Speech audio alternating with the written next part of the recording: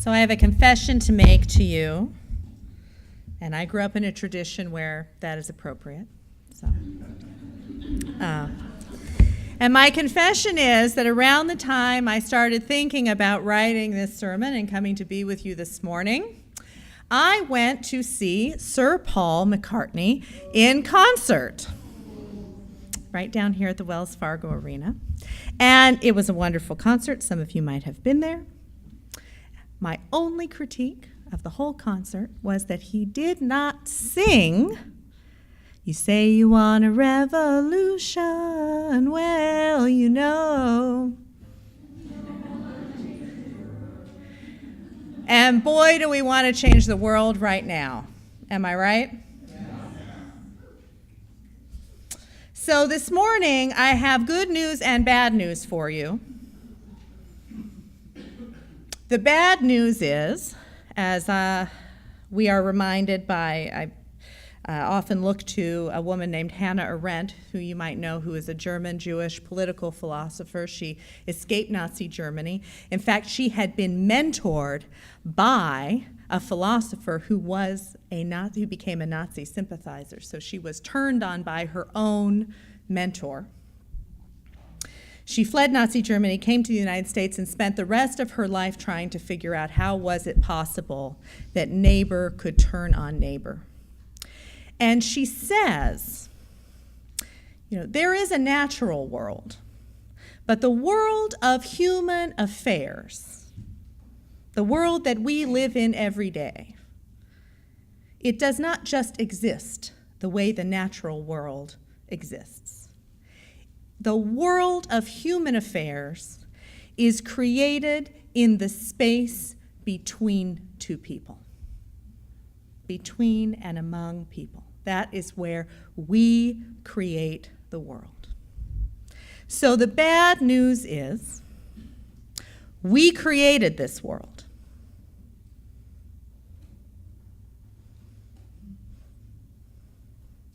And the good news is we create this world.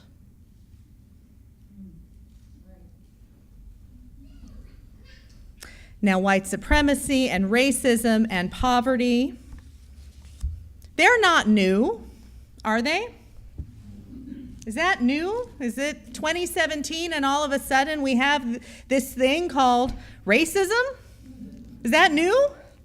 No, they're not new. These kinds of things have been happening to human beings, and we have been doing these things to each other for decades, for centuries, for thousands of years. And because of that, we have started to tell stories.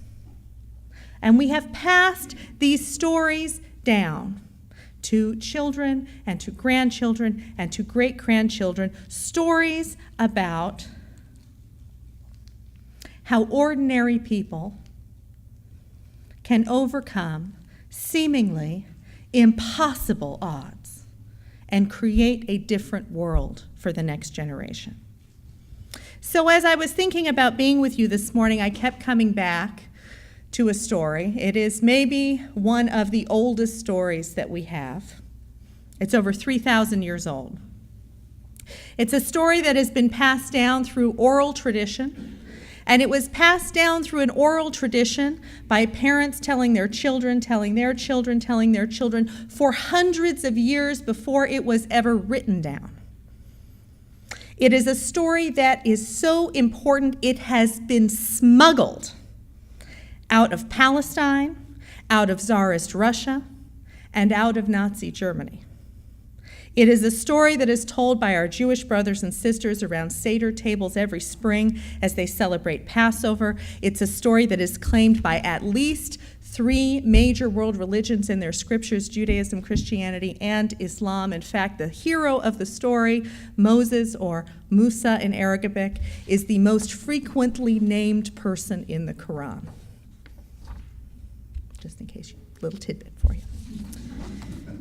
It is a story that inspired 150 years ago or more African slaves in this country to resist and to work for their own liberation. And a century later, the same story inspired the leaders of the civil rights movement to make true on the promise of freedom and equality. This is the story of how the Hebrew slaves escaped slavery in Egypt and journeyed to the promised land. Now, the hero of the story, Moses, he's an unlikely one. He's not charismatic. In fact, he's so afraid to speak in public that he won't do it. He has to have his brother do it, okay, for him. Anytime he wants to speak, his brother has to help him out. So he's not the kind of leader that we usually imagine.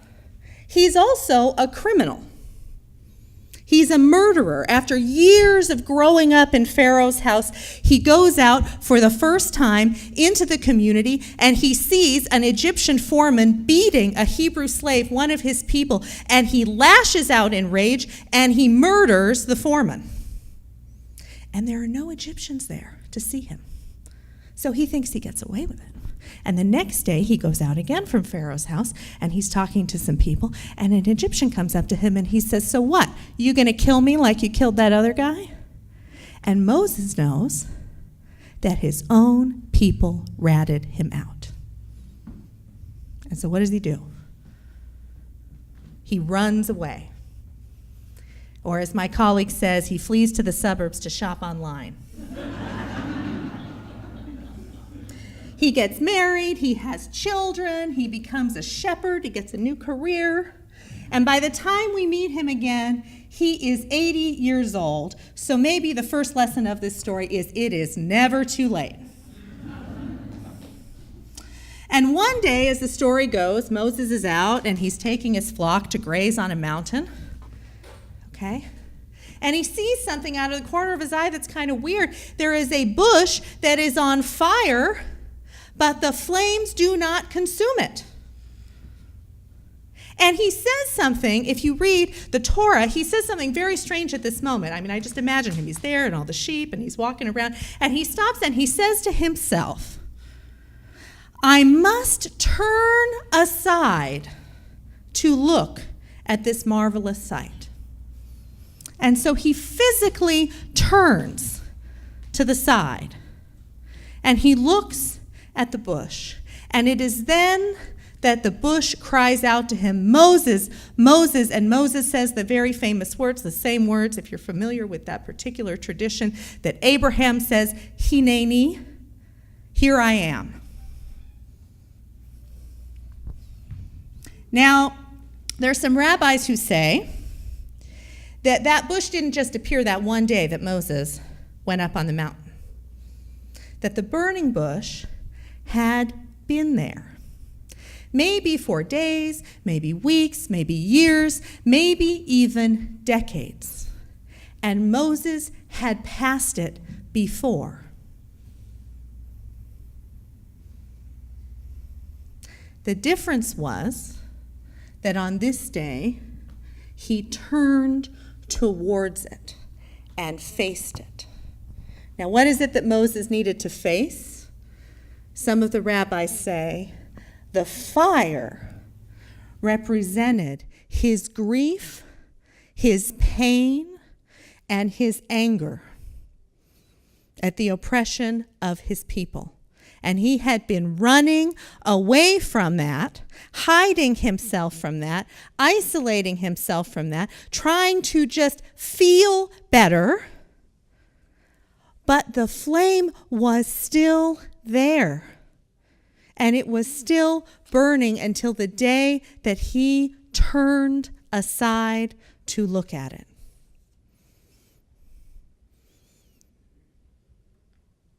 I think a lot of us find ourselves where Moses is. I know that I do in this moment. He's tried everything he knows how to do on his own. He's reacted in his rage. He's lashed out against the system. And he's burned out. He's fled. He's tried to hide. He's tried to isolate himself. He's tried to just, if he could just make a nice little family and have a nice little career and just have a nice little life, right, in Midian, Maybe you wouldn't have to worry about all the problems of the world. Those are too big to solve. I know I've been there.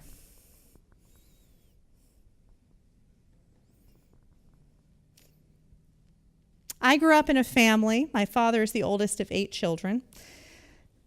And he is the first and only person in his family to go to college. So when I was growing up, during the week, we lived in, a nice house that my dad owned, and he had a really good job. And on the weekends, we would go out and we would visit my aunts and my uncles and my cousins. And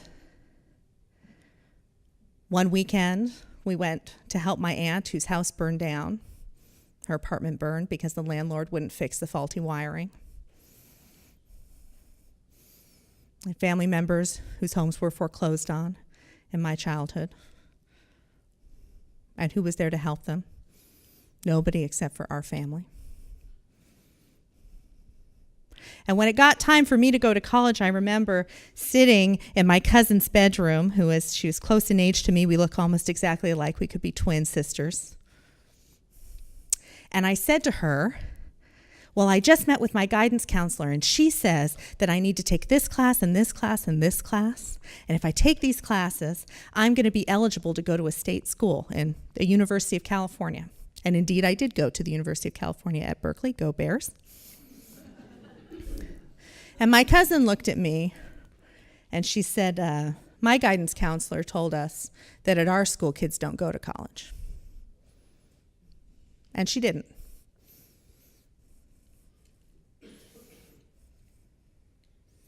And by the time I got to UC Berkeley, I was angry. I was so enraged because I didn't understand why is it that some people get those kinds of opportunities and other people don't? Why is it that some of my family members have a grocery store in their neighborhood and other people don't? Why is it that the world is just so unfair? And I got to UC Berkeley and somebody told me that it was the system. So I thought, well, I'm against that. And I became what I like to call a protest groupie. If it was Tuesday, I was against whatever war we were in, and we have always been at war, so there was a lot to protest about. And if it was Thursday, I was for equal rights, and if it was Saturday, I was protesting the Coca-Cola factory. You can ask me more about that later. I didn't drink Coca-Cola for at least 10 years. I got my rage out by showing up with a big group of people and yelling and screaming, and it felt really good. And I'm not saying you shouldn't do that too. But what happened to me is that one day I was with my protest groupie friends, and we were marching actually with a big delegation from lots of labor unions from all over the country. Remember, I went to Berkeley, okay? So we were marching across the Golden Gate Bridge. 10,000 people marching across the Golden Gate Bridge. And we get halfway across the bridge, and to close the bridge and get a permit for all that, they probably had to do it really early in the morning. And it felt early, I think it was 6 a.m., but I was in college, so it could have been 8 a.m. or 10 a.m. But it was early. It was really early, and we were really tired, but we all went because it was a protest, and there was 10,000 people, and it was the Golden Gate Bridge. And so you just go, and we get halfway across the bridge, and somebody yells out, "What do we want?"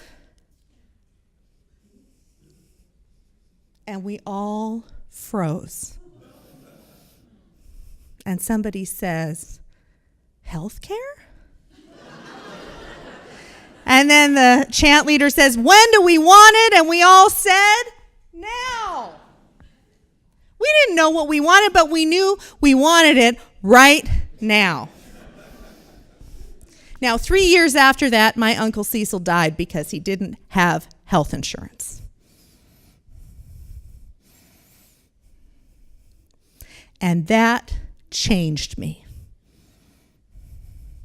The anger and the pain and the grief that I had because he could be alive today if he had health insurance was a fire that I had to look in the face. I had tried to ignore it. I had acted out of my rage. But if I wanted to do anything about it, I had to look it in the face.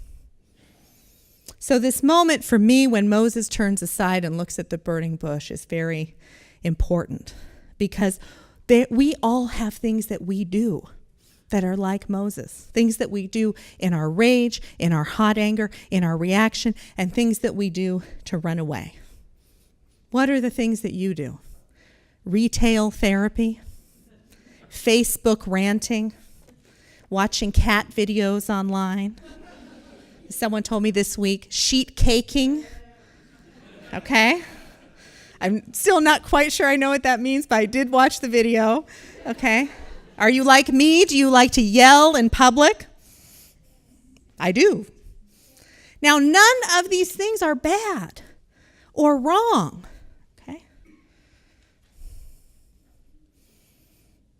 And that's, I think, why we tell the story that Moses does them. Because we all do them. But what the burning bush is showing to Moses is that between hot anger and rage and isolation and withdrawal, which often leads to depression and burnout, in between those two extremes, there is another way. There is a cold anger, a fire that burns but will not consume us, because that's usually the fear that we have. It will not consume us. And the rest of the story, what Moses does as a result of that encounter, tells us how. There's a man named Walter Brueggemann who wrote an essay called Hope Within History. He's a theologian. And he says there were 3 things that had to happen for the slaves to escape Egypt.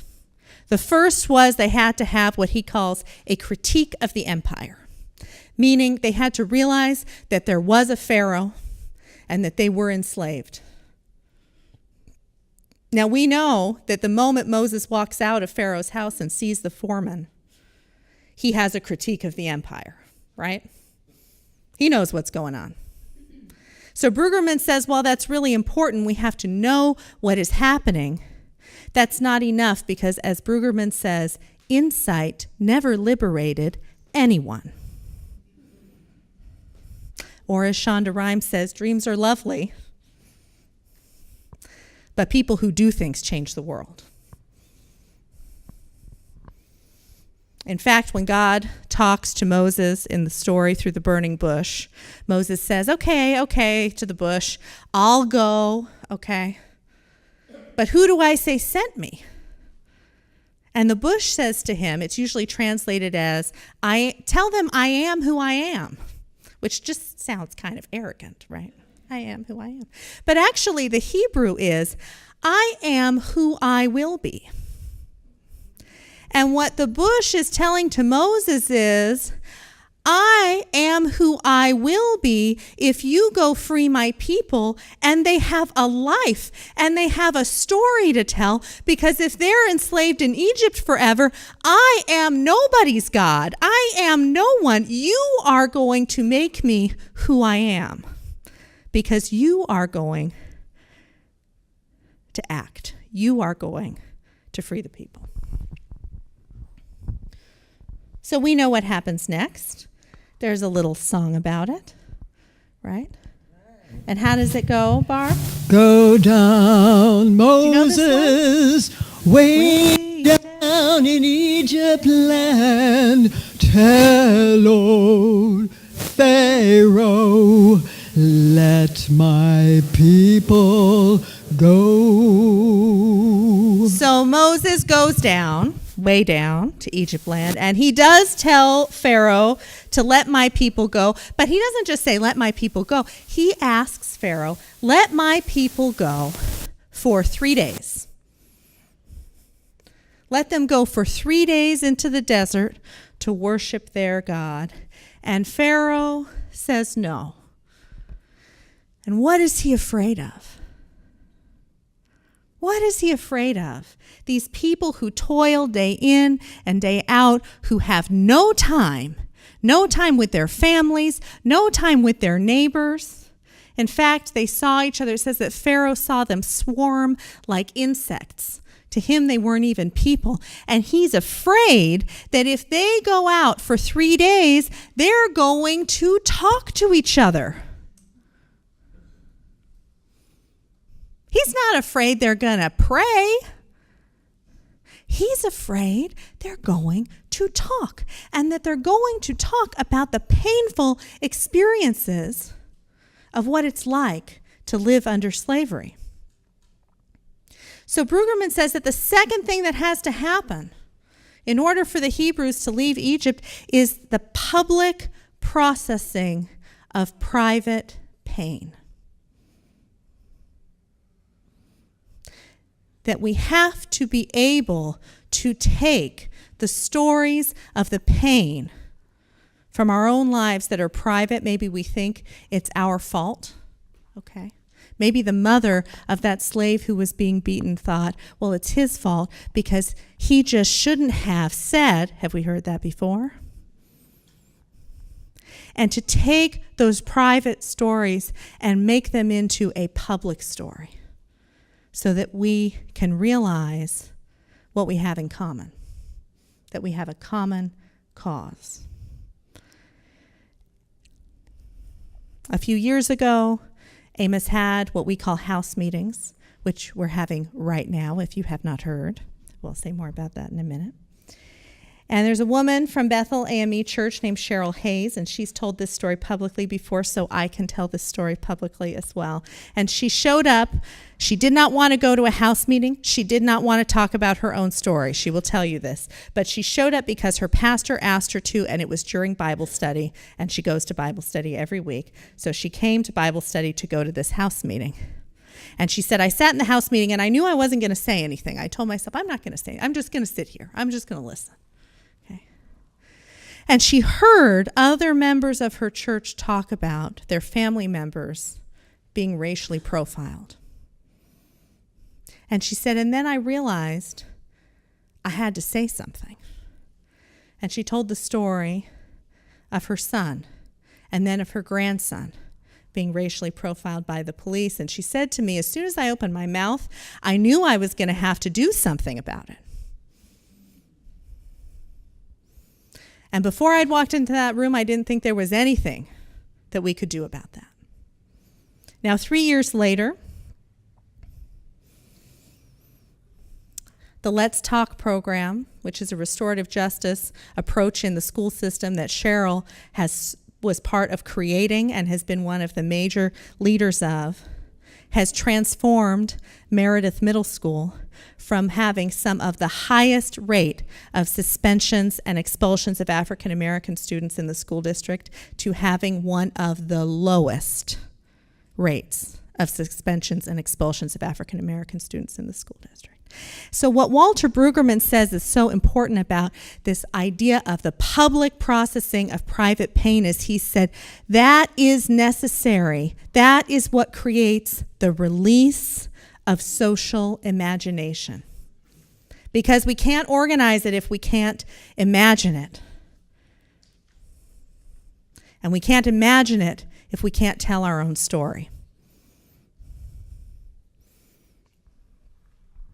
Now, I wish I could tell you that's it. You do that, you do house meetings, and you're done. The world has changed. You've imagined a different world. But it took the Hebrews 10 attempts to leave Egypt. There were 10 plagues. That's 10 actions that they had to run on Pharaoh before they could get out of there. And then they got out of Egypt. And it took 40 years to get to the promised land.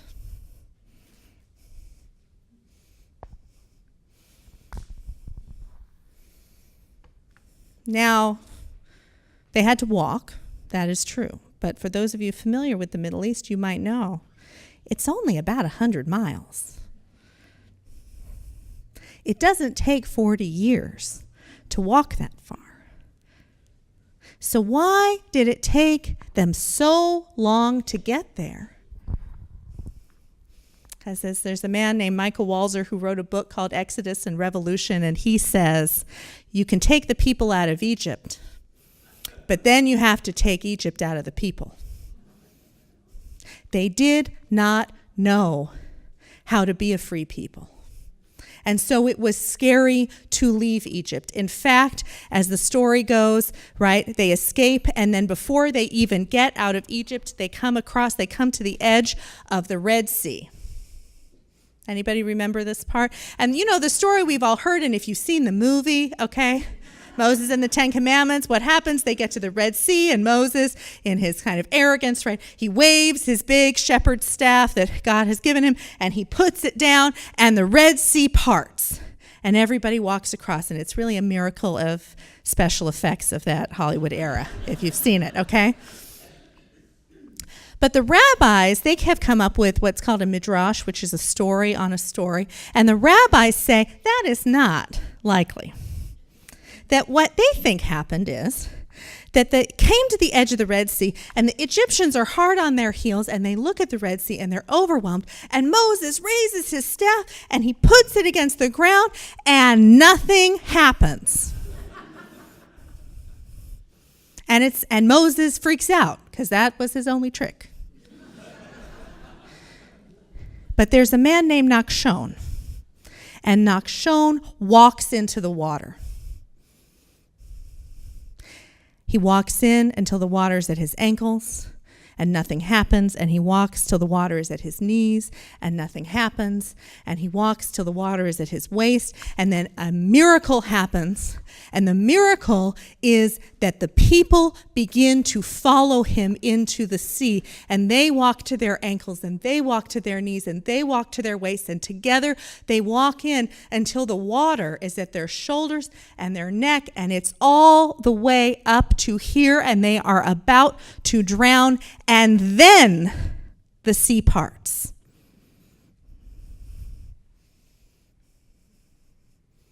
And they go into the wilderness, where they spend 40 years figuring out the habits and practices of how to be a free people, how to lead, how to govern themselves, how to resolve conflicts, how to negotiate with one another, when to confront each other. Those are not just skills, they are habits and practices that have to be learned, not just by them, but by every free people. As Michael Walzer says, first, wherever you live, it is probably Egypt. Second, there is a better place, a world more attractive, a dream, a promised land. And third, the way to that land is through the wilderness. There is no way to get from here to there except by joining together and marching. If we want to create a different world, we can't just think about it or talk about it or hear about it or read a million think pieces about it on Facebook. We have to do something. We have to work for it. And what is our work? Well, some of it is in your order of service. There are things, a very wonderful list of things you can do to put your faith into action, including signing up for house meetings, which I highly recommend that you do. But this work, really, the work is to make this church a place where we can learn how to be a free people together, where we can learn the habits and practices of what it takes to do that, the one-on-ones, the house meetings, but also how do we act together? Could this church be a place that walks through the wilderness together? It won't take one action or one thing. I wish I could tell you the one thing you got to do if you just show up to this rally or if you just do this or you just sign this petition. But we pass this story down because that ain't the way that change happens. So could this community be a place as I think in many ways it already is, where we can learn the habits and the practices of becoming a free people, where ordinary people like Moses, who are not perfect, can become leaders and agents of change, where you can develop other leaders who are also not perfect. Stand up if you are able. I want you just to look around for a moment at the people in this room.